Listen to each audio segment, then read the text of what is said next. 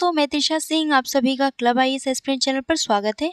दोस्तों, आज हम लोग विजन आईएएस के टेस्ट नंबर 19 के क्वेश्चंस को सॉल्व करेंगे। इस टेस्ट पेपर में सभी क्वेश्चंस एनवायरनमेंट एंड इकोलॉजी के हैं। लास्ट सेशन में हम लोगों ने 1 से लेकर 50 तक के क्वेश्चंस को कवर किया था।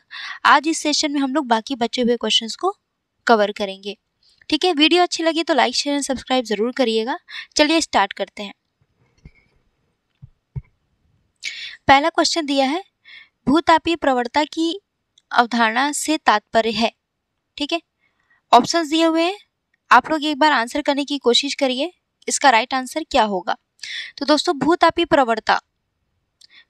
प्रवणता क्या है? तो यह वह दर होती है जिस पर पृथ्वी का तापमान गहराई के साथ बढ़ता जाता है। तो आप देखेंगे भूपर्वती पे जैसे आप नीचे गहराई की तरफ जाएंगे तो आपको तापमान में जैसे जैसे आप गहराई के साथ जाएंगे तो आपको तापमान में बढ़ोतरी देखने को मिलेगा। ठीक है, क्रस्ट की बात कर रहा है, तो आपका आंसर क्या हो जाएगा? ऑप्शन ए, यानी भूतापीय प्रवणता क्या है? यह वह दर होती है जिस पर पृथ्वी का तापमान गहराई के साथ बढ़ता है। ओके, चलिए अगला देखिए।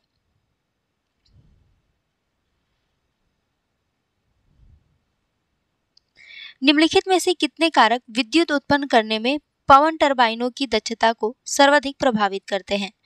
ओके, क्वेश्चन क्या कह रहा है कि विद्युत उत्पन्न करने में पवन टरबाइनों की दक्षता को सर्वाधिक प्रभावित करते हैं। अब इन चारों में से बताना है कि कौन कौन से हैं जो प्रभावित करते हैं विद्युत उत्पन्न करने में पवन टरबाइनों को। पहला दिया है कि टरबाइन वाले स्थान पर पवन की गति, पवन पर टरबाइन टावर की ऊंचाई, टरबाइन ब्लेड के लिए प्रयोग की जाने वाली सामग्री का प्रकार और आसपास की हवा का तापमान। तो बताना है कि कौन कौन से कारक हैं जो प्रभावित करते हैं पवन टरबाइनों की दक्षता को। तो दोस्तों, ये सभी कारक यानी कि टरबाइन वाले स्थान पर पवन की गति और पवन टरबाइन टावर की ऊंचाई और टावर ब्लेड के लिए प्रयोग की जाने वाली सामग्री का प्रकार और आसपास की हवा का तापमान, ये सभी कारक जो हैं पवन टरबाइनों की दक्षता को प्रभावित करते हैं। तो आंसर क्या हो जाएगा आपका? ऑप्शन डी हो जाएगा। अगला देखिए, भारत में निम्नलिखित में से ऊर्जा स्रोतों को कुल स्थापित ऊर्जा उत्पादन क्षमता में उनके योगदान के आधार पर उच्चतम से निम्नतम स्तर तक व्यवस्थित कीजिए। ठीक है, तो आपको उच्चतम से निम्नतम स्तर तक व्यवस्थित करना है कि भारत में ऊर्जा स्रोतों की कुल स्थापित ऊर्जा उत्पादन क्षमता में उनके योगदान के आधार पर। ठीक है, तो आपको आंसर करना है, आप लोग बताएं, फिर उसके बाद मैं इसका आंसर बताती हूँ। तो दोस्तों, ऊर्जा उत्पादन में अगर योगदान की बात करें तो सबसे ज्यादा योगदान कोयला का है, फिर पवन ऊर्जा का है, उसके बाद प्राकृतिक गैस का और फिर लास्ट में लघु जल विद्युत का है। तो आपका आंसर क्या हो जाएगा? ऑप्शन डी हो जाएगा। सबसे ज्यादा योगदान किसका है? तो कोयला का है, फिर पवन का, फिर प्राकृतिक गैस का, उसके बाद फिर लघु जल विद्युत का। अगला देखिए, भारत में नवीकरणीय ऊर्जा के संदर्भ में निम्नलिखित कथनों पर विचार कीजिए। पहला कथन है, भारत में नवीकरणीय ऊर्जा की हिस्सेदारी कुल स्थापित क्षमता का 50% से अधिक है। दूसरा, भारत नवीकरणीय ऊर्जा क्षमता में विश्व स्तर पर चौथे स्थान पर है। तीसरा, भारत की नवीकरणीय ऊर्जा क्षमता 2024 में बढ़कर 500 गीगावाट हो गई है। ओके, बताना है कि कितने कथन आपके सही हैं। तो दोस्तों, भारत में नवीकरणीय ऊर्जा की हिस्सेदारी कुल स्थापित क्षमता का 50% नहीं बल्कि 41.12% है। ठीक है, 50% से अधिक नहीं है, 41%, लगभग 41 या लगभग 42% के बराबर है। तो आपका पहला स्टेटमेंट गलत हो गया। ठीक है, नवीकरणीय ऊर्जा की कुल हिस्सेदारी कितनी है? तो आपकी 41% है। ठीक है, दूसरा कह रहा है कि भारत नवीकरणीय ऊर्जा क्षमता में विश्व स्तर पर चौथे स्थान पर है। तो दूसरा स्टेटमेंट आपका सही है कि नवीकरणीय ऊर्जा क्षमता के मामले में भारत चौथे नंबर पे आता है। तीसरा, भारत की नवीकरणीय ऊर्जा क्षमता 2024 में बढ़कर 500 गीगावाट हो गई है। नहीं, 2030 तक जो है, 2030 तक नवीकरणीय ऊर्जा क्षमता को 500 गीगावाट बढ़ाने की बात की गई है, लेकिन अभी 2024 की बात करें तो 2024 में अभी नवीकरणीय ऊर्जा क्षमता 200 मेगावाट है, 200 गीगावाट है। ठीक है, 200 गीगावाट। तो आपका तीसरा भी गलत हो गया। कितने कथन सही है? तो केवल एक ही कथन सही है। तो आंसर हो जाएगा आपका ऑप्शन ए। अगला देखिए, निम्नलिखित परियोजनाओं पर विचार कीजिए। पहला कह रहा है कि सामरिक महत्व की राजमार्ग परियोजना। दूसरा 25 मेगावाट परियोजना बायोमास आधारित ताप विद्युत संयंत्र। तीसरा विशेष रूप से फिश हैंडलिंग से संबंधित बंदरगाह टोल प्लाज्मा निर्माण। अब बताना है कि कितने को पर्यावरण प्रभाव आकलन से छूट प्राप्त है। ठीक है, यहाँ पे पर्यावरण का मूल्यांकन नहीं किया जाएगा, इनको छूट प्राप्त है। तो बताना है कि कौन कौन से इन चारों में से हैं। ठीक है, जिनको पर्यावरणीय प्रभाव आकलन से छूट प्राप्त है। एक बार ऑप्शन देख लीजिए, फिर आंसर करने की कोशिश करिए। चलिए, तो दोस्तों आपका पहला देखिए, तो पहला जो है सामरिक महत्व की जो राजमार्ग परियोजनाएं होंगी, इनको जो है पर्यावरणीय प्रभाव आकलन से छूट प्राप्त है। लेकिन 25 मेगावाट बायोमास आधारित ताप विद्युत संयंत्र नहीं, 25 मेगावाट नहीं बल्कि 15 मेगावाट, अगर 15 मेगावाट होता तो यानी कि 15 मेगावाट बायोमास आधारित ताप विद्युत संयंत्र को पर्यावरणीय प्रभाव आकलन से छूट प्राप्त है। 15 मेगावाट से अगर अधिक रहता है तो उसको फिर पर्यावरणीय प्रभाव आकलन से छूट प्राप्त नहीं होता है। तो इस तरह के बायोमास आधारित ताप विद्युत संयंत्र को छूट नहीं प्राप्त होगा पर्यावरणीय प्रभाव आकलन से। तो आपका दूसरा गलत हो गया। तीसरा विशेष रूप से फिश हैंडलिंग से संबंधित बंदरगाह, इनको भी पर्यावरणीय प्रभाव आकलन से छूट प्राप्त है। और टोल प्लाज्मा निर्माण, इनको भी जो है पर्यावरणीय प्रभाव आकलन से छूट प्राप्त है। तो अब आंसर क्या हो जाएगा, 1, 3 और 4 हो जाएगा। अगला देखिए, सौर ऊर्जा के समक्ष विद्यमान समस्याएं निम्नलिखित में से कौन सी हैं। ठीक है, तो सौर ऊर्जा के समक्ष कौन कौन सी समस्याएं हो सकती हैं। पहला दिया है कि उत्पादक उपयोग के लिए उच्च प्रारंभिक निवेश। दूसरा, ऋतु या मौसम पर निर्भर न होना। तीसरा, भारी सौर पैनल। ओके, बताना है कितने कथन सही हैं। ठीक है, बताएं आप लोग। तो दोस्तों सौर ऊर्जा समझ कौन कौन सी समस्याएं आ सकती है। तो एक तो उत्पादक उपभोग के लिए उच्च स्टार्टिंग में, क्योंकि सौर ऊर्जा अगर आपको स्थापित करना है तो इसके लिए आपको उच्च निवेश, उच्च पूंजी की जरूरत होगी, पैसे की जरूरत ज्यादा होगी, यानी कि उत्पादक उपयोग के लिए उच्च प्रारंभिक निवेश की आवश्यकता होगी। तो पहला सही है। ये एक तरह की समस्या है कि हाँ, अगर सौर ऊर्जा क्षमता स्थापित करना है तो आपके पास भारी भरकम रकम होनी चाहिए। ठीक है, तो पहला सही है। अब भारी सौर पैनल, तो ये भी सही है कि जो इसकी सौर पैनल होती हैं ये काफी मतलब हैवी होती हैं। दूसरा कह रहा है कि ऋतु या मौसम पर निर्भर न होना। ठीक है, तो ऋतु या मौसम पर निर्भर ना होना, क्या ये हो सकता है, बताएं। तो ये जो है दोस्तों, यहाँ पे आपका ये स्टेटमेंट सही नहीं है। ठीक है, ये इसकी समस्या के अंतर्गत नहीं आता है। तो आंसर क्या हो जाएगा आपका, केवल 2 कथन सही है। और यहाँ पे ध्यान दीजिएगा कि जो सौर ऊर्जा होती है, आपको पता होगा कि सौर ऊर्जा ऋतु या मौसम पर निर्भर करता है, और यहाँ पे दिया है कि ऋतु या मौसम पर निर्भर नहीं होता है, तो होता है। तो इसके समक्ष ये भी एक समस्या है, लेकिन यहाँ पे दिया है ना होना, तो इस वजह से आपका ये स्टेटमेंट गलत है। अगला देखिए,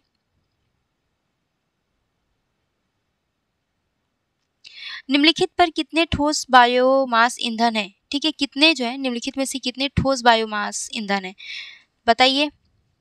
लकड़ी के लट्ठे और लकड़ी के छर्रे, कृषि अपशिष्ट जैसे डंठल, पौधों के अवशेष, पशु अपशिष्ट जैसे कि गाय के गोबर, और संश्लेषित प्राकृतिक गैस, क्या ये ठोस बायोमास ईंधन के अंतर्गत आएगा, बताइए।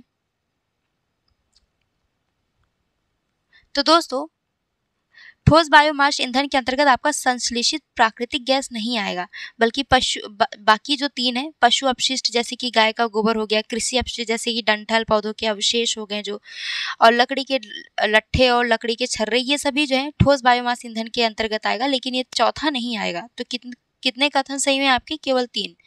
अगला देखिए, कभी कभी जलवायु वार्ताओं में उल्लिखित क्लाइमेट न्यूट्रल नाउ इनिशिएटिव संदर्भित करता है। क्लाइमेट न्यूट्रल नाउ इनिशिएटिव संदर्भित करता है, ये क्या है। तो दोस्तों यूएनएफसीसी द्वारा गैर पक्षी हितधारकों के साथ जलवायु कार्रवाई को बढ़ावा देने के लिए शुरू की गई एक पहल है। तो आंसर क्या हो जाएगा आपका, ऑप्शन ए। अगला देखिए, कार्बन सीमा समायोजन तंत्र के संदर्भ में निम्नलिखित कथनों पर विचार कीजिए। पहला कथन है कि यह ग्रीन हाउस गैस उत्सर्जन को कम करने के उद्देश्य से प्रारंभ यूरोपीय संघ के फिट फॉर 55 इन 2030 पैकेज का हिस्सा है। दूसरा, कार्बन सीमा समायोजन तंत्र यानी CBAM द्वारा आरोपित दायित्व यूरोपीय संघ के बाहर से आयातित उपहारों पर लागू नहीं होते हैं। तीसरा कह रहा है कि CBAM को 2015 में पेरिस जलवायु समझौते के दौरान यूरोपीय संघ द्वारा पेश किया गया था। बताना है कितने कथन आपके सही हैं। ओके, तो दोस्तों पहला कथन जो कह रहा है कि ये कार्बन सीमा समायोजन तंत्र यह ग्रीन हाउस गैस उत्सर्जन को कम करने के उद्देश्य से प्रारंभ यूरोपीय संघ के फिट फॉर 55 इन 2030 पैकेज का एक हिस्सा है। तो आपका पहला स्टेटमेंट सही है। दूसरा कह रहा है कि CBAM द्वारा आरोपित दायित्व यूरोपीय संघ के बाहर से आयातित उपहारों पर लागू नहीं होता है, तो लागू होता है। यूरोपीय संघ से बाहर के आयातित उपहारों पर कार्बन सीमा समायोजन तंत्र लागू होता है। तो आपका दूसरा गलत हो गया। तीसरा कह रहा है कि CBAM को 2015 में पेरिस जलवायु समझौते के दौरान यूरोपीय संघ द्वारा पेश किया गया था। तो दोस्तों तीसरा स्टेटमेंट भी आपका गलत है। इसे यूरोपीय आयोग द्वारा जुलाई 2021 में यूरोपीय यूनियन के लिए फिट फॉर 55 इन 2030 पैकेज के हिस्से के रूप में प्रस्तावित किया गया था। तो आपका तीसरा गलत हो गया। कितने कथन सही है? केवल एक कथन सही है, तो आंसर हो जाएगा आपका ऑप्शन ए। अगला देखिए, निम्नलिखित में से कौन सी प्रक्रियाएं कार्बन सिंक से संबंधित है? ओके, तो बताएं कि कौन कौन सी प्रक्रिया हैं जो कार्बन सिंक से संबंधित हैं।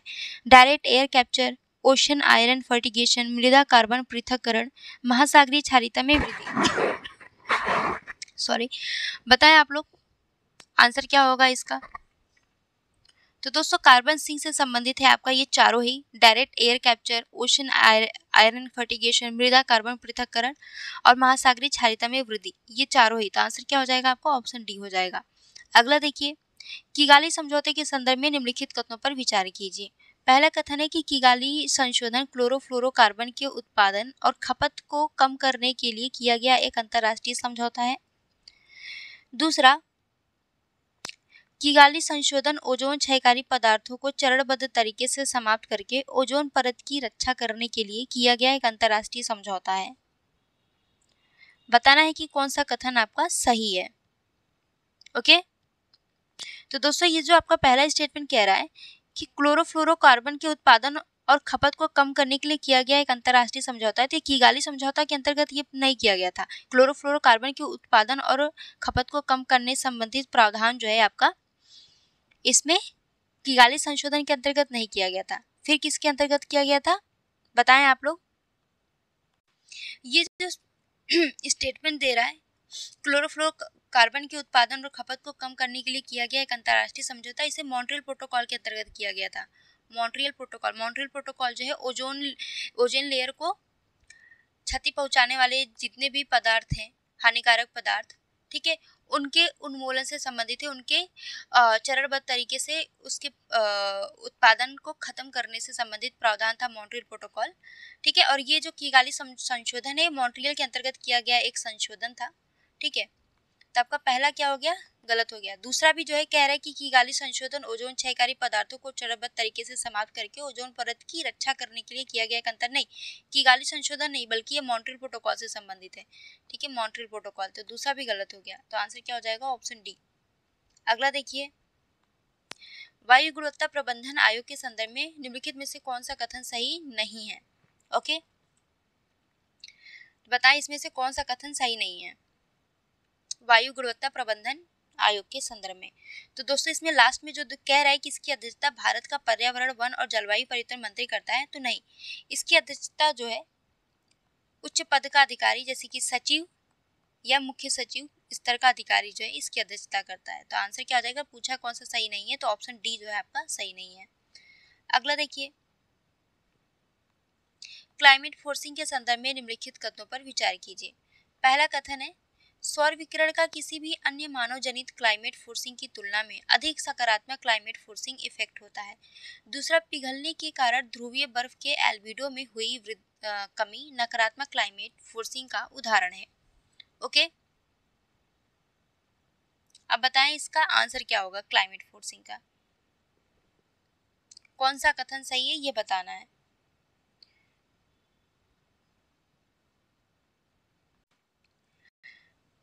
तो दोस्तों आपका पहला स्टेटमेंट देखिए, तो पहला क्या कह रहा है कि सौर विकिरण का किसी भी अन्य मानव जनित क्लाइमेट फोर्सिंग की तुलना में अधिक सकारात्मक क्लाइमेट फोर्सिंग इफेक्ट होता है। तो आपका पहला स्टेटमेंट सही है। ठीक है। जब सकारात्मक क्लाइमेट फोर्सिंग होगा तो वायुमंडल का तापमान बहुत ज़्यादा गर्म होगा, और जब नकारात्मक क्लाइमेट फोर्सिंग होगा तो वायुमंडल का तापमान ठंडा होता है, यानी कि बहुत ज़्यादा धीरे धीरे वायुमंडल का तापमान कम होते जाएगा। ठीक है, तो आपका पहला स्टेटमेंट तो सही है।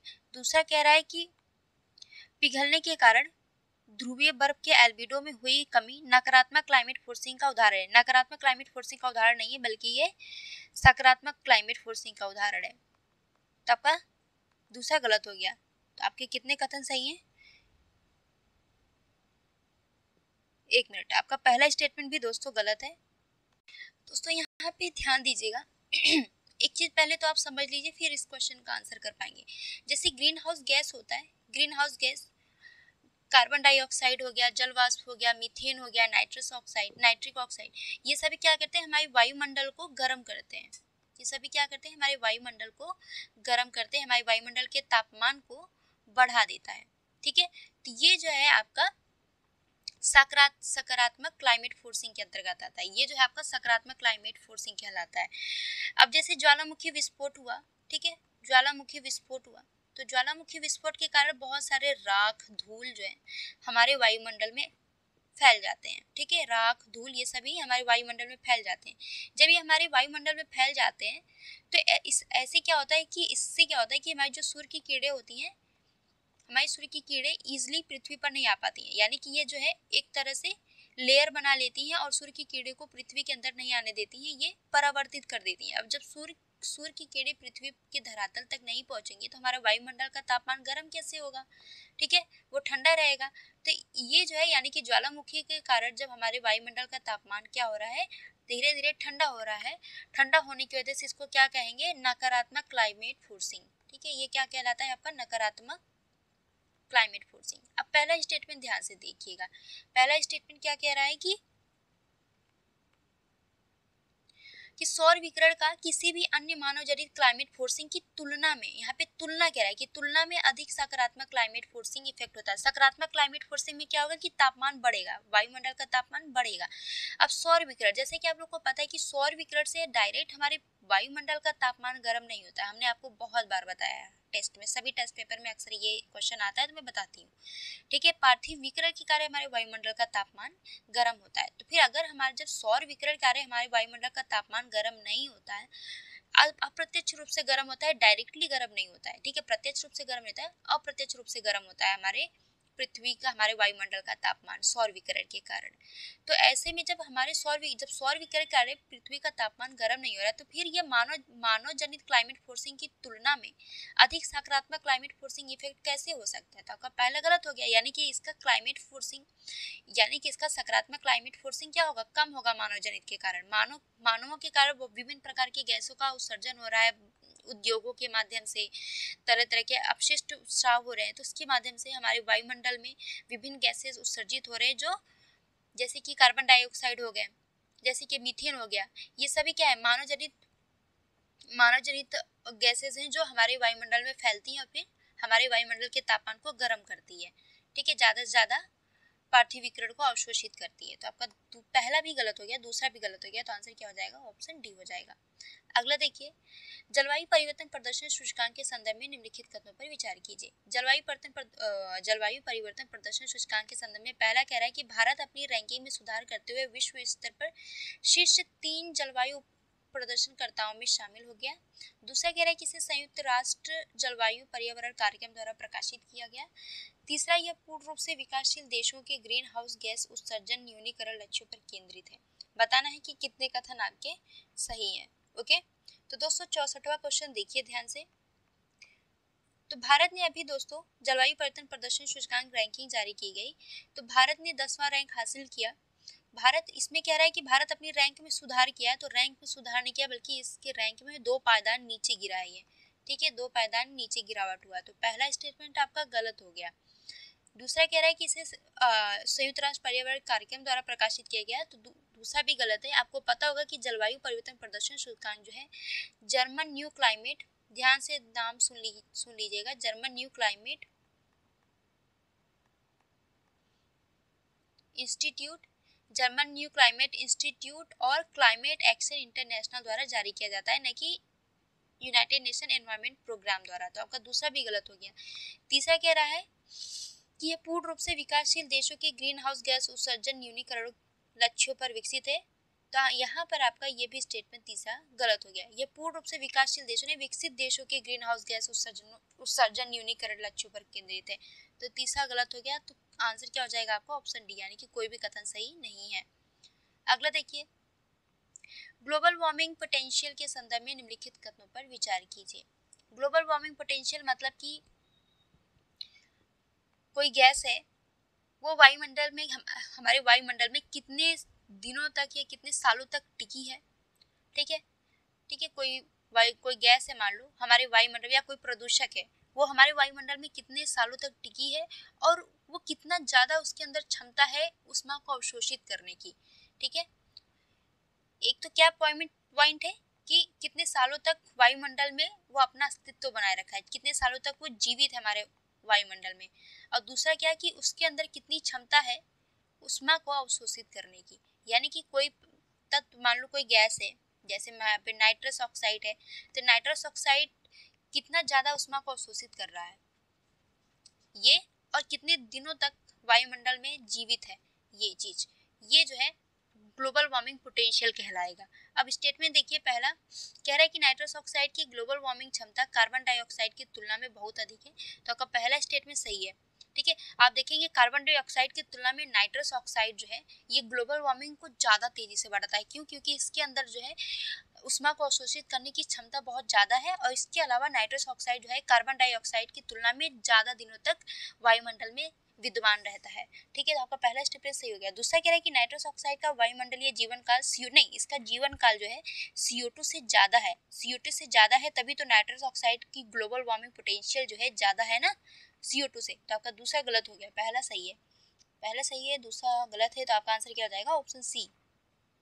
अगला देखिए, निम्नलिखित में से कौन सा संरक्षण कृषि और जैविक खेती के मुख्य अंतर है। ठीक है, कृषि और जैविक खेती के बीच मुख्य अंतर क्या है? तो देखेंगे आप लोग दोस्तों कि जैविक खेती में जो है मृदा की जुताई जरूरी होती है। जैविक खेती के अंतर्गत क्या होता है कि मिट्टी की जुताई होती है, लेकिन संरक्षित कृषि में मृदा का संरक्षण किया जाता है और वायुमंडल पर इसका नकारात्मक प्रभाव कम पड़े, ऐसे विधियों का प्रयोग किया जाता है संरक्षित कृषि में। यानी कि संरक्षित कृषि में क्या होगा कि मृदा की जुताई नहीं की जाती है। तो आपका आंसर क्या हो जाएगा? ऑप्शन बी हो जाएगा। अगला देखिए, जलवायु वित्त पर नए सामूहिक परिमाणित लक्ष्य के संदर्भ में निम्नलिखित तथ्यों पर विचार कीजिए। पहला कह रहा है कि यह 2025 से विकासशील देशों के लिए एक नया वार्षिक जलवायु वित्त लक्ष्य है। दूसरा, यह 2009 में की गई प्रति वर्ष 100 बिलियन अमेरिकी डॉलर की पूर्व प्रतिबद्धता को प्रतिस्थापित करता है। बताना है कि आपका कौन सा कथन सही है। ओके, तो पहला कह रहा है कि यह 2025 से विकासशील देशों के लिए एक नया वार्षिक जलवायु वित्त है। तो यह विकासशील देशों के लिए नहीं बल्कि विकसित देशों के लिए। ठीक है, यहाँ पे क्या होगा? विकसित देशों के लिए एक नया वार्षिक जलवायु वित्त लक्ष्य है। तो आपका पहला गलत हो गया। दूसरा आपका सही है कि 2009 में की गई प्रति वर्ष 100 बिलियन अमेरिकी डॉलर की पूर्व प्रतिबद्धता को ये प्रतिस्थापित करता है। तो आंसर क्या हो जाएगा आपका? ऑप्शन बी हो जाएगा। ये जो एनवायरमेंट इकोलॉजी का क्वेश्चन है दोस्तों, लास्ट टेस्ट पेपर में भी आपने एनवायरमेंट इकोलॉजी के क्वेश्चंस को सॉल्व किया था, और इस वाले टेस्ट पेपर भी, और अगला जो टेस्ट होगा वो भी एनवायरमेंट एंड इकोलॉजी के है। तो यानी कि ये जो लगातार 2-3 टेस्ट पेपर हैं आपके, लगातार लगभग 3 टेस्ट हैं एनवायरमेंट इकोलॉजी के। तो जितना पॉसिबल हो रहा है, मतलब कि क्वेश्चंस ये कहीं से भी लाके टेस्ट पेपर में रख दे रहा है। तो आप वो कोशिश करिएगा जो बेसिक क्वेश्चन है वो आपका सही हो, और बाकी क्योंकि एक ही टेस्ट पेपर से इन लोग क्वेश्चंस इतना डीपली लेके आ रहे हैं कि आप क्या करो कि जो बेसिक क्वेश्चन है उस पर फोकस ज़्यादा करो। ये जो नए यूनिक क्वेश्चन इसमें ला के रखा है ना, इस पर ज़्यादा आप क्वेश्चन सॉल्व करके ज़्यादा टेंस्ड मत हो जाओ, कि टेंशन में मत चले जाओ, डिप्रेशन में चले जाओ कि अरे ऐसा क्वेश्चन है। इतना ज़्यादा टफ क्वेश्चन यूपीएससी में नहीं देगा। ठीक है, नॉर्मल बेसिक क्वेश्चंस देंगे। कुछ क्वेश्चंस जो रहते हैं एकदम टफ, वो सबके लिए टफ होता है। ठीक है, तो वहाँ यहाँ पे डरना नहीं है। बस ये टेस्ट पेपर है प्रैक्टिस के लिए, इसलिए मैं जल्दी जल्दी करा रही हूँ, क्योंकि बहुत ज़्यादा डिटेल में ले जाऊंगी तो कोई मतलब नहीं रहेगा, क्योंकि इतना ज़्यादा डिटेल में बुक में भी नहीं दिया है जितना कि यहाँ पे क्वेश्चंस दिए हुए हैं। तो आपको क्या करना है, बस बेसिकली आपको रीड करना है, क्वेश्चंस को पढ़ना है और समझते हुए बस आंसर देखते हुए आगे बढ़ना है कि क्वेश्चन जो है किस हिसाब से पूछे जा रहे हैं, ठीक है। क्योंकि अब एक ही टेस्ट पेपर, 2-3 टेस्ट पेपर ये कंटिन्यू एनवायरमेंट इकोलॉजी दे रहा है, तो कितना क्वेश्चन ये कहाँ कहाँ से टॉपिक कवर करेगा, आप समझ सकते हो। तो जो आपके बुक में जो आपने बुक पढ़ा है उससे भी बाहर के क्वेश्चन है इसमें, ठीक है। तो बस बेसिक क्वेश्चंस कवर करिए, इसमें जो बेसिक क्वेश्चन है उसको करिए, जो यूनिक क्वेश्चन है बस हाँ देख लीजिए, ज़्यादा उसको लेकर के परेशान मत होइए, ठीक है। चलिए, नवीकरणीय ऊर्जा प्रमाण पत्र के संदर्भ में निम्नलिखित कथनों पर विचार कीजिए।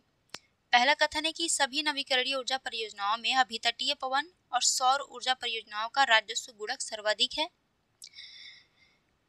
दूसरा कह रहा है कि जारी किए गए आरईसी जारी होने वाली तिथि से 1 वर्ष तक के लिए वैध होते हैं।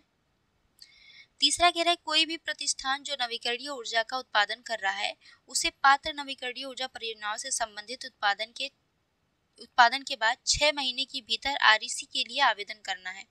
बताना है कितने कथन आपके सही हैं। ओके, तो दोस्तों नवीकरणीय ऊर्जा प्रमाण पत्र के संदर्भ में आपका पहला स्टेटमेंट जो कह रहा है कि सभी नवीकरणीय ऊर्जा परियोजनाओं में अब अभितटीय पवन और सौर ऊर्जा परियोजनाओं का राजस्व गुणक सर्वाधिक है। तो दोस्तों यहाँ पे आपका ये स्टेटमेंट गलत हो जाता है, ठीक है। गलत क्यों हो जाता है? क्योंकि यहाँ पे जो कह रहा है कि अभितटीय पवन और सौर ऊर्जा परियोजनाओं का राजस्व गुणक सर्वाधिक होता है, तो इनका गुणक सर्वाधिक नहीं होता बल्कि बायोमास और जैव ईंधन का राजस्व गुणक सर्वाधिक होता है। किसका? बायोमास और जैव ईंधन का, ठीक है। तो यहाँ पे पहला गलत हो गया। दूसरा कह रहा है कि जारी किए गए आरईसी जारी होने वाली तिथि से 1 वर्ष तक के लिए वैध होते हैं। तो यहाँ पे इस तरह का कोई टाइम पीरियड फिक्स नहीं है, जब ये भुना जाता है, ठीक है, तभी ये वैध हो जाते हैं। तो आपका दूसरा भी गलत हो गया। तीसरा स्टेटमेंट सही है कि कोई भी प्रतिष्ठान जो नवीकरणीय ऊर्जा का उत्पादन कर रहा है उसे पात्र नवीकरणीय ऊर्जा परियोजनाओं से संबंधित उत्पादन के बाद 6 महीने के भीतर आरईसी के लिए आवेदन करना होगा। अच्छा, आरईसी का आवेदन करना जरूरी क्यों होता है? नवीकरणीय ऊर्जा प्रमाण पत्र का आवेदन करना इसलिए जरूरी होता है ताकि इस आधार पे ताकि नवीकरणीय ऊर्जा संबंधित कितना मतलब बदलाव हो रहा है, कहाँ पे किस तरह की नवीकरणीय ऊर्जा क्षमता स्थापित किया जा रहा है, इसको ट्रैक किया जा सके, इजीली ट्रैक किया जा सके, इसलिए जो है नवीकरणीय ऊर्जा प्रमाण पत्र का कॉन्सेप्ट लाया गया। तो केवल एक कथन सही है, आंसर हो जाएगा ऑप्शन ए। अगला देखिए, ग्लोबल रिवर सिटी अलायंस के संदर्भ में निम्नलिखित कथनों पर विचार कीजिए। तो यहाँ पे आपका ये इंपॉर्टेंट है, ठीक है। इसे 2023 में विश्व जल, यहाँ पे देखिए क्या क्या रहा है, पहला स्टेटमेंट कि इसे विश्व जल शिखर सम्मेलन में लॉन्च किया गया। दूसरा, Bharat global river cities alliance के संस्थापक सदस्यों में से एक है। ओके, बताना है कि कौन सा कथन आपका सही है। तो दोस्तों इसे विश्व जल शिखर सम्मेलन में लॉन्च नहीं किया गया था बल्कि संयुक्त राष्ट्र जलवायु परिवर्तन सम्मेलन में लॉन्च किया गया था। संयुक्त राष्ट्र जलवायु परिवर्तन सम्मेलन में से लॉन्च किया गया था, न कि विश्व जल शिखर सम्मेलन में। तो आपका पहला गलत हो गया। दूसरा सही कि भारत जो है ग्लोबल रिवर सिटीज अलायंस के संस्थापक सदस्यों में से एक है। तो आपका कौन सा कथन सही हुआ? केवल 2 कथन सही हुआ, ठीक है, केवल 2 कथन आपका सही हुआ। इसके अलावा इसमें America, Denmark, Netherlands, Cambodia, Australia, मिस्र, भूटान, जापान, घाना, ये सभी देश इसके सदस्य देश हैं, इसको ध्यान रखिएगा। इसे राष्ट्रीय स्वच्छ गंगा मिशन के नेतृत्व में दुबई में COP28 के दौरान इसे लॉन्च किया गया था, ठीक है। दुबई में COP28 के दौरान राष्ट्रीय स्वच्छ गंगा मिशन के नेतृत्व में, ये ध्यान रखिएगा। चलिए अगला देखिए, जलवायु और स्वास्थ्य पर परिवर्तनकारी कार्रवाई के लिए गठबंधन के संदर्भ में निम्नलिखित कथनों पर विचार कीजिए। पहला कह रहा है कि ATACH का उद्देश्य जलवायु अनुकूलन और सतत स्वास्थ्य प्रणाली के निर्माण के लिए COP26 में निर्धारित महत्वाकांक्षा को पूरा करना। दूसरा कह रहा है कि ATACH में सरकारी और गैर सरकारी दोनों संगठनों की भागीदारी शामिल करना। तीसरा, यह एक अलग विधिक इकाई है और विश्व स्वास्थ्य संगठन ने इसे अपना पूर्व कानूनी दर्जा प्राप्त होता है, मतलब इसे अपना कानूनी दर्जा प्राप्त होता है विश्व स्वास्थ्य संगठन से। बताना है कितने कथन आपके सही हैं। तो दोस्तों जलवायु और स्वास्थ्य परिवर्तन कार्रवाई के संदर्भ में आपका पहला स्टेटमेंट सही है कि इसका उद्देश्य क्या है? जलवायु अनुकूलन और सतत स्वास्थ्य प्रणाली के निर्माण के लिए COP26 में निर्धारित महत्वाकांक्षा को पूरा करना। और ATACH में सरकारी और गैर सरकारी दोनों संगठनों की भागीदारी शामिल होती है, तो दोनों सही है। लेकिन यहाँ पे जो कह रहा है कि ये एक अलग विधिक इकाई है, तो ये इसको विधिक निकाय का दर्जा नहीं प्राप्त है, तो ये कोई विधिक इकाई नहीं है। तो आपका तीसरा गलत है, केवल 2 कथन आपके सही है। चलिए अगला देखिए, रामसर साइट्स दिए हुए हैं और राज्य दिया है। इसमें दिया है कराईवेट्टी पक्षी अभ्यारण्य। कराईवेट्टी पक्षी अभ्यारण्य ये तमिलनाडु में है। अघनाशिरी एस्चुरी कहाँ है? अघनाशिरी एस्चुरी ये कर्नाटका में है। और अंक समुद्र पक्षी अभ्यारण्य पक्षी संरक्षण रिजर्व ये भी कर्नाटका में है। ठीक है, तो कितने सही सुमेलित हुए? पहला आपका गलत है, दूसरा भी आपका गलत है, तीसरा आपका सही है। तो आंसर क्या हो जाएगा? केवल एक हो जाएगा। अगला देखिए, कार्बन क्रेडिट के संदर्भ में निम्नलिखित कथनों पर विचार कीजिए। पहला है, कार्बन क्रेडिट का मूल्य विश्व बैंक द्वारा निर्धारित किया जाता है। दूसरा, भारत में कार्बन क्रेडिट का व्यापार मल्टी मॉडल एक्सचेंज पर होता है। बताना है कि कौन सा कथन आपका सही है। तो दोस्तों, कार्बन क्रेडिट का मूल्य विश्व बैंक द्वारा निर्धारित नहीं होता, बल्कि ये बाजारी ताकतों पर निर्भर होता है। ठीक है, बाजार में मांग आपूर्ति के आधार पर इसका मूल्य निर्धारित होता है। तो आपका पहला गलत है।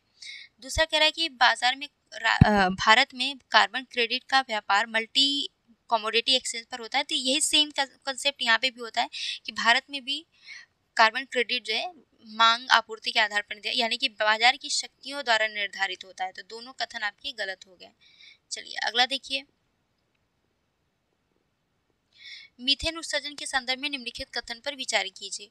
पहला कथन है कि ग्लोबल मीथेन ट्रैकर जलवायु परिवर्तन पर अंतर सरकारी पैनल द्वारा मीथेन के वैश्विक उत्सर्जन पर निगरानी बनाए रखने के लिए विकसित एक उपकरण है। दूसरा कह रहा है कि आर्द्रभूमि से निकलने वाला मीथेन उत्सर्जन विश्व में मीथेन उत्सर्जन का सबसे बड़ा स्रोत है। तीसरा कह रहा है कि तेल और गैस मीथेन साझेदारी यानी 2.0 संयुक्त राष्ट्र पर्यावरण कार्यक्रम का प्रमुख कार्यक्रम है। बताना है कितने कथन आपके सही हैं। ओके,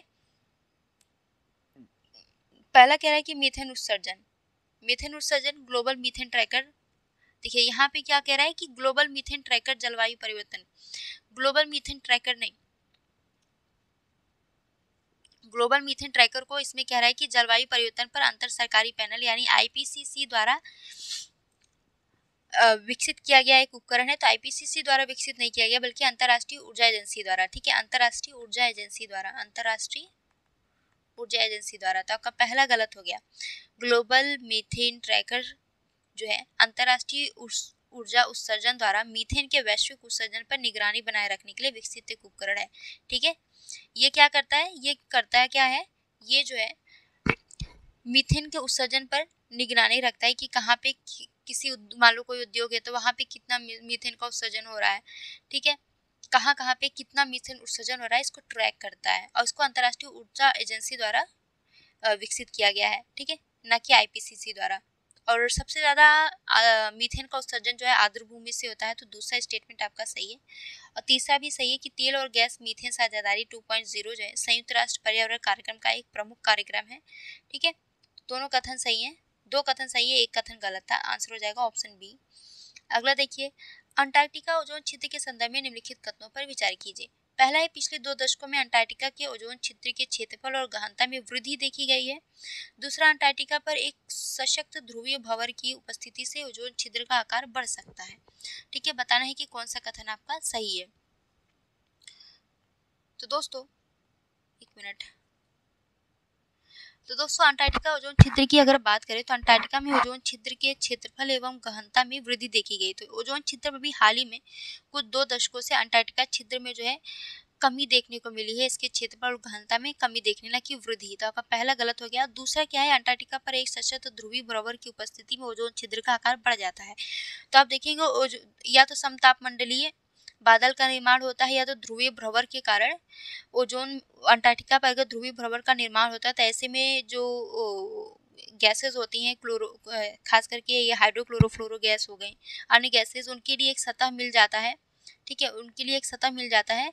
खुद को क्लोरीन को मुक्त करके ये क्या करती है, प्रकाश की किरणों की उपस्थिति में, यूवी रेस की उपस्थिति में क्लोरीन को मुक्त करके क्लोरीन क्या करता है, ओजोन लेयर को डिप्लेट करता है। ठीक है, तो आपका दूसरा स्टेटमेंट सही है। तो आंसर क्या हो जाएगा, ऑप्शन बी हो जाएगा। अगला देखिए, निम्नलिखित में से कौन एशिया प्रशांत जलवायु रिपोर्ट प्रकाशित करता है? एशिया प्रशांत जलवायु रिपोर्ट कौन प्रकाशित करता है? तो एशियाई विकास बैंक करता है। ठीक है, एशिया प्रशांत जलवायु रिपोर्ट किसके द्वारा प्रकाशित किया जाता है? एशियाई विकास बैंक द्वारा। अगला देखिए, हाल ही में संयुक्त राष्ट्र जलवायु परिवर्तन सम्मेलन या संयुक्त राष्ट्र framework convention on climate change यानी यूएनएफसीसी के पक्षकारों का सम्मेलन का आयोजन हुआ, जिसमें पेरिस समझौते के अनुच्छेद 6 को 9 वर्षों की बातचीत के बाद अपनाया गया।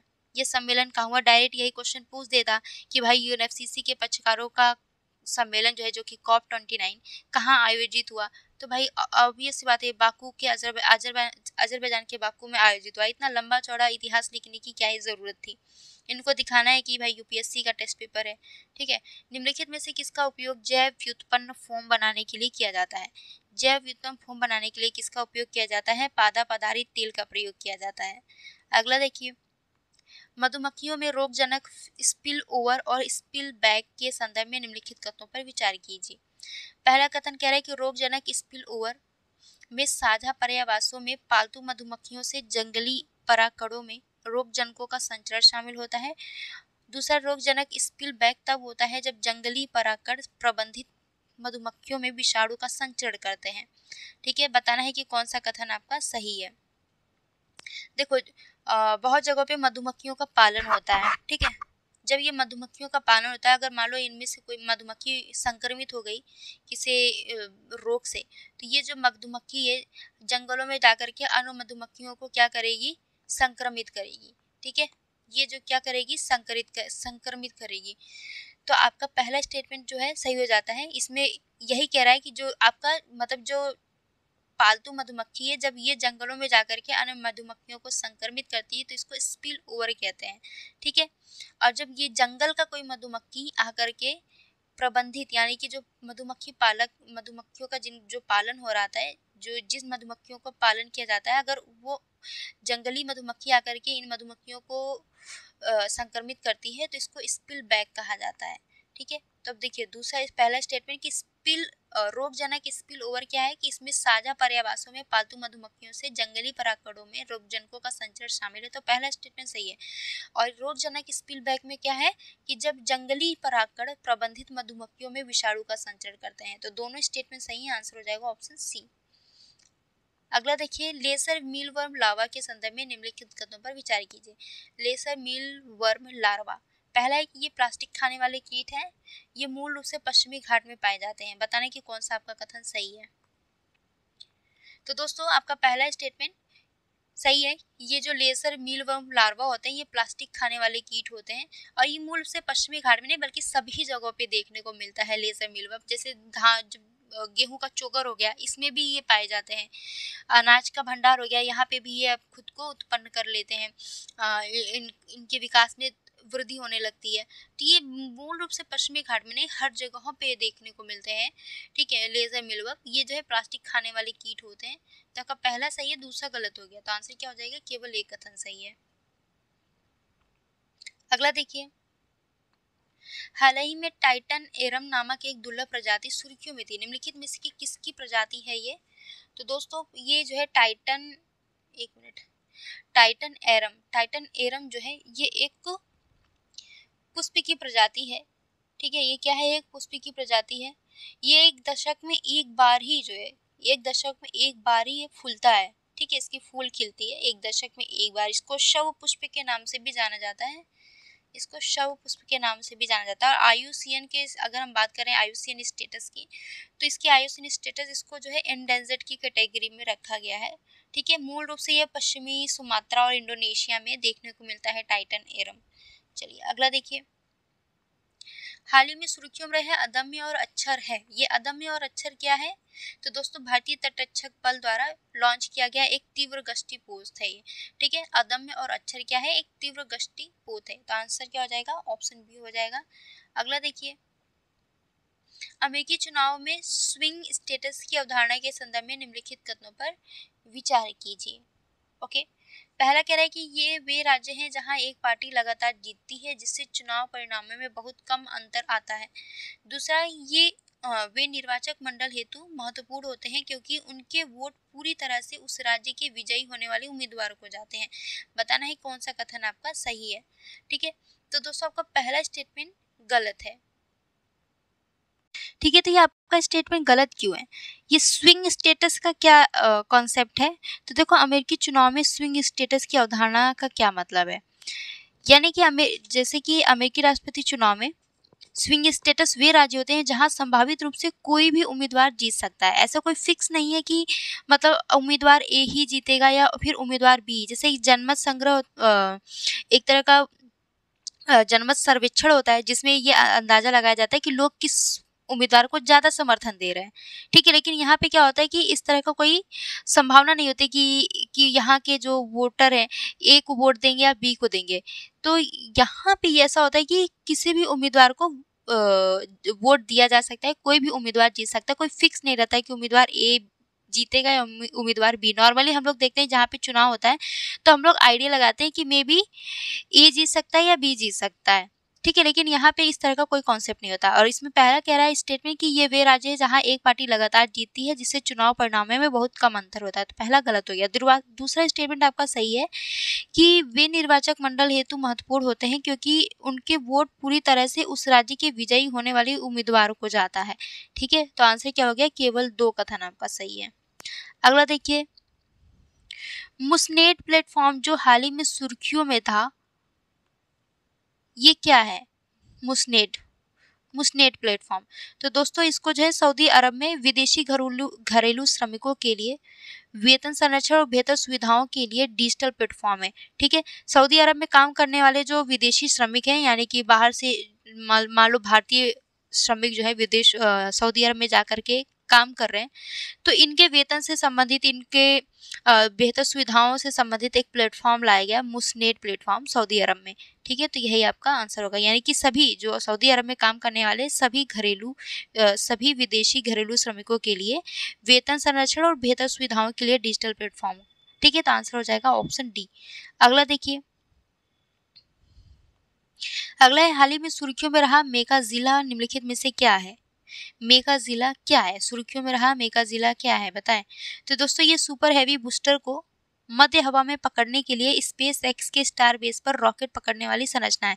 तो ये जो मेगा जिला है ना, ये क्या करता है, ये आप लोग देखे होंगे नॉर्मली जब रॉकेट को प्रक्षेपित किया जाता है तो इसके बूस्टर्स जो है निकल करके नीचे गिरते हैं ना, बूस्टर निकल करके नीचे गिरते हैं और नीचे गिर करके लैंड करते हैं, सॉफ्ट लैंडिंग करते हैं। तो ऐसे में ये जो मेगा जिला है इस बूस्टर को क्या करेगा, कैच करेगा, पकड़ने का काम करेगा, ठीक है। तो आपका आंसर क्या हो जाएगा, ऑप्शन बी, कि सुपर हैवी बूस्टर को मध्य हवा में पकड़ने के लिए स्पेस एक्स के स्टार बेस पर रॉकेट पकड़ने वाली संरचना है। चलिए अगला देखिए, हाल ही में ऑसिफिकेशन टेस्ट सुर्खियों में रहा, इसका उपयोग निम्नलिखित में से किसके निर्धारण के लिए किया जाता है? तो दोस्तों ऑसिफिकेशन क्या होता है, ऑसिफिकेशन टेस्ट, इसमें जो है कि हड्डियों के विकास का आकलन करके व्यक्ति की आयु का पता लगाया जाता है। हमारे शरीर में कुछ ऐसी हड्डियां होती हैं जो हमारे एज के साथ साथ, जो जैसे कि रेडियस हो गया, अल्का हो गया, ड्यूमेरस हो गया, टीबिया हो गया, फ्यूला हो गया, फीमर हो गया, ये सभी जो है इन सभी हड्डियों के विकास के आधार पर जैसे जैसे हम लोग का ग्रोथ होता है, इन हड्डियों के स्ट्रक्चर में भी कुछ बदलाव आता है। तो इन स्ट्रक्चर का अध्ययन करके एक व्यक्ति का एज का अनुमान लगाया जाता है कि उस व्यक्ति की उम्र कितनी होगी, ठीक है। चलिए अगला देखिए, नेफेथ्रोमाइसिन के संदर्भ में निम्नलिखित कथनों पर विचार कीजिए। यह एंटीबायोटिक प्रतिरोधी संक्रमणों के उपचार के लिए भारत में विकसित पहली स्वदेशी एंटीबायोटिक है। दूसरा, इसे सीरम इंस्टीट्यूट ऑफ इंडिया द्वारा विकसित किया गया है। तो दोस्तों पहला स्टेटमेंट तो आपका सही है कि नेफेथ्रोमाइसिन इसे जो है यह एक एंटीबायोटिक प्रतिरोधी संक्रमणों के उपचार के लिए भारत में विकसित पहली स्वदेशी एंटीबायोटिक है, ओके। लेकिन इसे सीरम इंस्टीट्यूट ऑफ इंडिया द्वारा नहीं बनाया गया है, बल्कि जैव प्रौद्योगिकी औद्योग अनुसंधान सहायता परिषद के सहयोग से वॉक हार्ट, ठीक है, इसको याद रखिएगा, एक मिनट अच्छे से लिख देते हैं, ठीक है, वॉक हार्ट फार्मा कंपनी द्वारा, ओके, विकसित किया गया है। तो दूसरा आपका गलत हो गया, केवल एक कथन सही है। चलिए अगला देखिए, वायु गुणवत्ता प्रबंधन आयोग के संदर्भ में निम्नलिखित में से कौन सा कथन सही नहीं है, ओके। तो वायु गुणवत्ता प्रबंधन आयोग के संदर्भ में आपका पहला जो स्टेटमेंट कह रहा है कि पर्यावरण, वन और जलवायु परिवर्तन मंत्री इसके अध्यक्ष होते हैं, तो नहीं, इसके अध्यक्ष कौन होते हैं, सचिव या मुख्य सचिव होते हैं, यानी उच्च पदाधिकारी होते हैं, सचिव या मुख्य सचिव। तो यहाँ पे आपका स्टेटमेंट गलत नहीं है, और गलत पूछा कौन सा सही नहीं है, तो डी सही नहीं है। चलिए अगला देखिए, डिजिटल यूरो जो हाल ही में सुर्खियों में था, डिजिटल यूरो जो हाल ही में सुर्खियों में था, ये क्या है डिजिटल यूरो? तो दोस्तों यूरोपीय सेंट्रल बैंक द्वारा प्रत्यक्ष रूप से जारी की गई केंद्रीय बैंक डिजिटल मुद्रा, जो बिचौलियों के बिना डिजिटल लेन देन को सक्षम बनाएगा। जैसे आरबीआई द्वारा डिजिटल मुद्रा ई रूपी जारी किया गया, इसी तरीके से यहाँ पे यूरोपीय सेंट्रल बैंक द्वारा जो है एक इलेक्ट्रॉनिक मुद्रा डिजिटल यूरो जारी किया गया है। ठीक है, चलिए अगला देखिए, निम्नलिखित कथनों पर विचार कीजिए। पहला कथन है, हाल ही में प्रवासी प्रजातियों पर अभिसमय ने विश्व की प्रवासी प्रजातियों की स्थिति पर रिपोर्ट प्रकाशित की है। दूसरा है, यद्यपि प्रवासी प्रजातियों पर अभिसमय के दायरे में पक्षी और स्थलीय प्रजातियां शामिल हैं, किंतु जलीय प्रजातियां इसके दायरे में नहीं आती हैं। तीसरा कह रहा है कि सीएमएस सूचीबद्ध प्रवासी जंतुओं के लिए महत्वपूर्ण माने जाने वाले प्रमुख जैव विविधता क्षेत्रों में से 3/4 से अधिक को संरक्षित दर्जा प्राप्त है। बताना है कितने कथन आपके सही हैं। ओके, तो दोस्तों पहला स्टेटमेंट देखिए, तो हाल ही में प्रवासी प्रजातियों पर अभिसमय ने विश्व की प्रवासी प्रजातियों की संख्या पर रिपोर्ट जारी की है, तो आपका पहला स्टेटमेंट सही है। लेकिन दूसरा कह रहा है कि यद्यपि प्रवासी प्रजातियों पर अभिसमय के दायरे में पक्षी और स्थलीय प्रजातियां शामिल है, किंतु जलीय नहीं, इसमें जलीय प्रजातियां भी शामिल है। इसमें कह रहा है कि जलीय प्रजातियां इसके दायरे में नहीं आती हैं, तो जलीय प्रजातियां भी इसके दायरे में आती हैं, तो आपका दूसरा स्टेटमेंट गलत हो गया। तीसरा कह रहा है कि सीएमएस सूचीबद्ध प्रवासी जंतुओं के लिए महत्वपूर्ण माने जाने वाले प्रमुख जैव विविधता क्षेत्रों में से 3/4 से अधिक को संरक्षित दर्जा प्राप्त है। नहीं, 3/4 से अधिक नहीं, बल्कि 50% से कम को ही जो है संरक्षित दर्जा प्राप्त है, तो आपका तीसरा भी गलत हो गया। केवल एक कथन सही है, वो भी आपका पहला वाला, तो आंसर हो जाएगा ऑप्शन ए। अगला देखिए, डाना या गोटा फ्रिया पद के संदर्भ में निम्नलिखित कथनों में से कौन सा कथन सही है? डाना या गोटा फ्रिया, ये क्या है दोस्तों? तो ये भूमध्य सागरीय क्षेत्र में वर्षा के प्रतिरूप को प्रभावित करने वाले जलवायु परिवर्तन से जोड़ा जाता है। ये जो डाना है, ये आप देखेंगे कि एक स्पेनिश शब्द है ये। जब ठंडी वायु राशि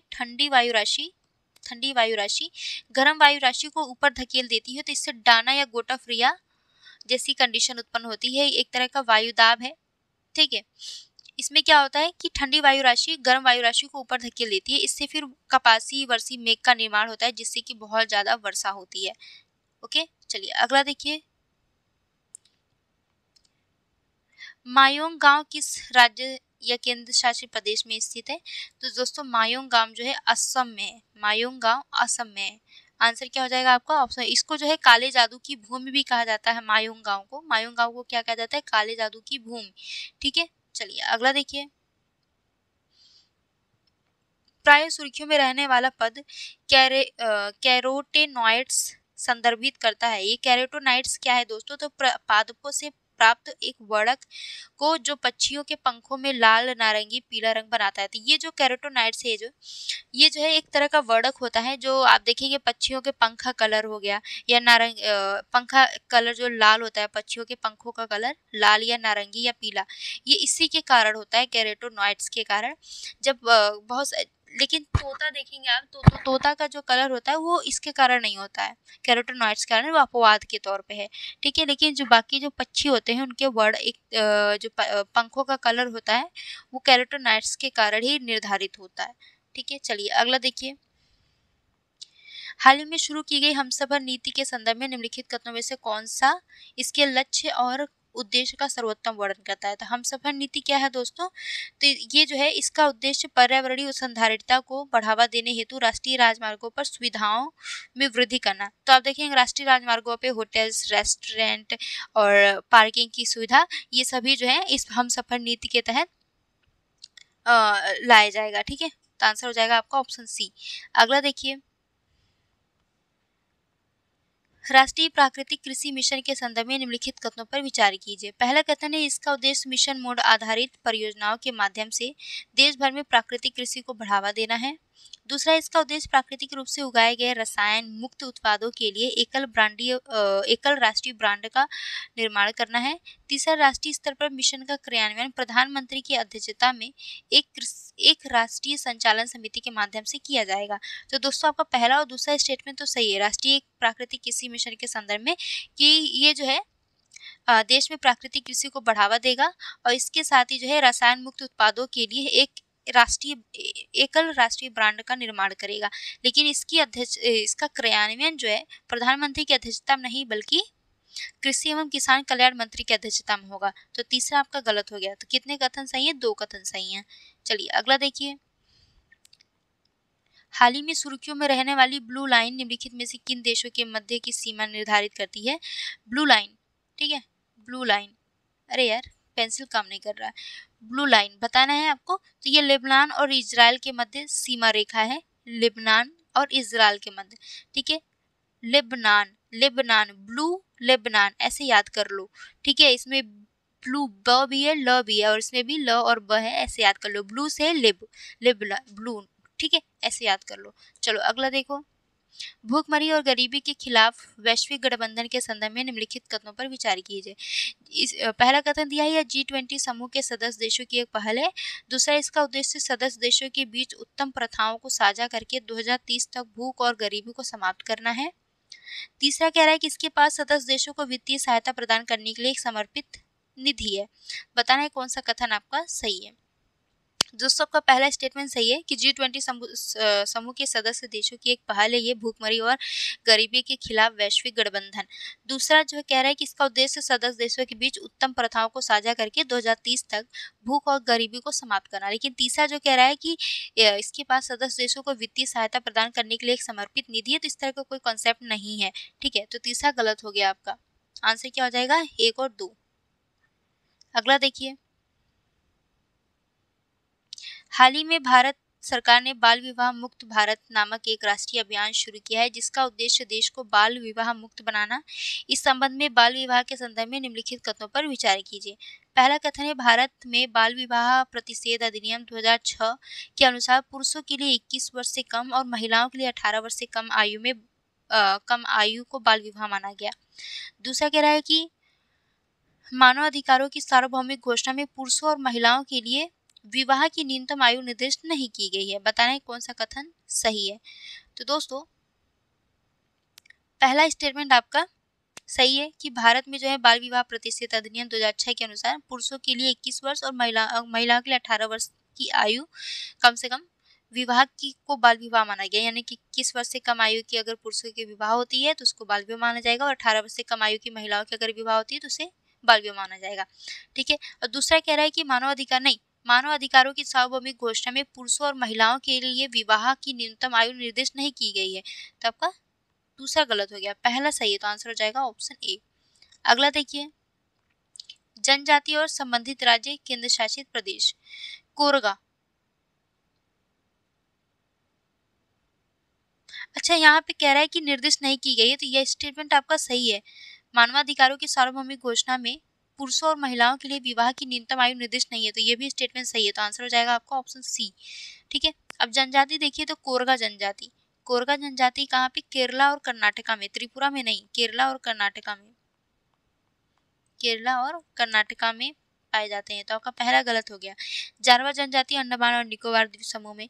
रियांग जनजाति जो है त्रिपुरा का दूसरा सबसे बड़ा जनजातीय समूह है, रियांग जनजाति, केरला का नहीं, त्रिपुरा, ठीक है, त्रिपुरा। तो तीसरा भी गलत हो गया। तो कितने कथन सही है? केवल एक। अच्छा 99 देखिए। हाल ही में संयुक्त राष्ट्र औद्योगिक विकास संगठन और क्लाइमेट क्लब ने global match making platform launch किया है। दूसरा है यूनेडो और क्लाइमेट क्लब का दावा है कि इस मंच के माध्यम से वे उभरती और विकासशील अर्थव्यवस्थाओं में सबसे अधिक उत्सर्जन करने वाले कुछ उद्योगों को कार्बन मुक्त करने का प्रयास कर रहे हैं, ठीक है। बताना है कि कौन सा कथन आपका सही है। तो दोस्तों दोनों ही कथन आपके सही है, और कथन 2 जो है, कथन 1 की व्याख्या करता है कि संयुक्त राष्ट्र औद्योगिक विकास संगठन और क्लाइमेट क्लब ने जो है संयुक्त रूप से global match making platform launch किया है, और इसका उद्देश्य क्या है? इसका उद्देश्य उभरती और विकासशील अर्थव्यवस्थाओं में सबसे अधिक उत्सर्जन करने वाले कुछ उद्योगों को कार्बन मुक्त करने का प्रयास, यानी कि जो उद्योग बहुत तेजी से विकास कर रहे हैं, ठीक है, विकासशील देशों में, तो ऐसे उद्योगों को कार्बन मुक्त बनाया जाएगा, ठीक है। तो आंसर क्या हो जाएगा आपका? Option A. और लास्ट क्वेश्चन देखिए, हाल ही में सुर्खियों में रही ग्लोबल अपील 2025 क्या है? तो दोस्तों ये ग्लोबल अपील 2025 क्या है? तो ये जो है लाखों शरणार्थियों और व्यक्तियों के लिए स्थायी समाधान के लिए कार्यान्वयन हेतु संयुक्त राष्ट्र शरणार्थी उच्चायुक्त द्वारा की गई $10 बिलियन की अपील है। ठीक है, तो आंसर क्या हो जाएगा आपका? ऑप्शन सी हो जाएगा। ठीक है, इसको संयुक्त राष्ट्र शरणार्थी एजेंसी, संयुक्त राष्ट्र शरणार्थी उच्चायुक्त ने 2025 तक $10 बिलियन की अपील शुरू की है। तो आंसर हो जाएगा शरणार्थियों के हेल्प के लिए। ठीक है, तो आंसर हो जाएगा आपका ऑप्शन सी। दोस्तों वीडियो अच्छी लगी तो लाइक शेयर एंड सब्सक्राइब जरूर करें। आपका नेक्स्ट टेस्ट भी जो है ना, एनवायरनमेंट और ज्योग्राफी दोनों का मिक्सचर क्वेश्चन है। तो नेक्स्ट क्लास को भी देखिएगा। थोड़ा सा बोरियत हो जा रहा है, कंटिन्यू यही एनवायरनमेंट की क्लासेस चल रही हैं, एनवायरनमेंट की टेस्ट चल रही है, तो मैं भी बोर हो जाती हूँ। एक ही सब्जेक्ट का अगर कंटिन्यू क्लास चलता है और फिर क्वेश्चंस फिर कहीं से भी, जब लगातार 3-4 टेस्ट या 2-3 टेस्ट एक ही सब्जेक्ट का देता है ना, तो फिर क्वेश्चंस भी इन लोग कहीं से भी ला के रख देते हैं। ठीक है, जिसका कोई सीमित दायरा नहीं है। तो बस हम यही कहेंगे कि क्वेश्चन देख के डरना नहीं है, जो बेसिक क्वेश्चन है उसको अपना पकड़ मजबूत बनाए रखिए बस। अब बाकी जो यूनिक क्वेश्चन आपके सामने आ रहा है उसको सॉल्व कर लीजिए कि चलो ठीक है, एक बार नज़रों के सामने आना ज़रूरी है। ठीक है, लेकिन घबराना नहीं है। ओके, चलिए बाय बाय।